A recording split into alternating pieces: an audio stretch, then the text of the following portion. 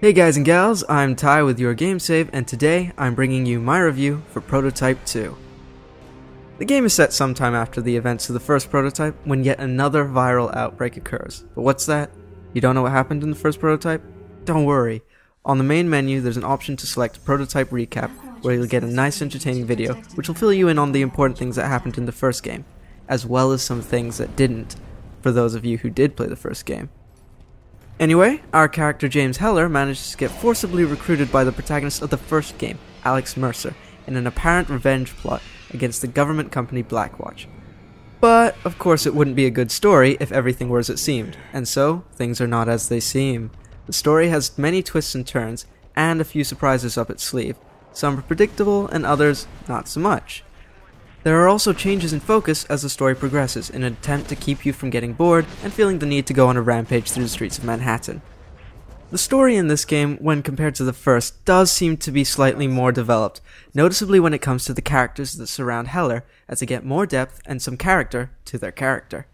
On the negative side, however, the story does seem to suffer from a few minor plot holes in the first half of the game, regarding some common sense and trust issues. But uncovering secrets is one of the main points of the game, and those two sort of tie in. The graphics in Prototype 2 are certainly a step up from the previous game, with noticeable attention to detail on the characters. This is especially the case with your character and military personnel. The city itself is also beautifully detailed, and even the blood and gore is well animated, with the exception of a few tendril animations, which don't look too great, which is also bad considering how often those particular animations are used throughout the game. Also, I should probably say that the blood and gore levels may be a bit too high throughout the game, particularly in cutscenes. Though, this is simultaneously an attractive prospect because of how realistically you can, well, obliterate people.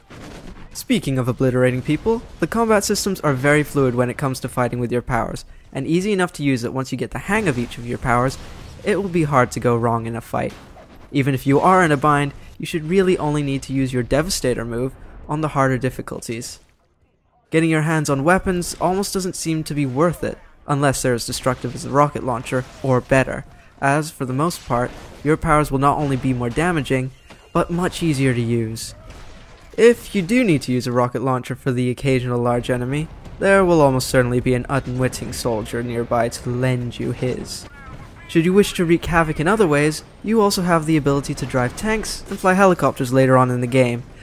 There are a few instances when this is necessary, but it can also help in dealing with the other tanks and helicopters that have no doubt also shown up to deal with your antics. The game itself is an enjoyable experience, and though the story can be quite interesting at times, it's the experiences of playing as this superhuman creature that provide the main entertainment. The story is well thought out, and very well presented, however, failed to get me hooked or at all emotionally invested. It does have its moments though, just like the occasional humorous line of dialogue. Overall, I would rate this game at about 7 out of 10. I would recommend it, but more as a game to play when you're out of other games to play, or when you want to blow off some steam and destroy everything in sight. I hope this review helped, and if you get the game, let us know what you think of it. This is Ty with your Game Save, signing out.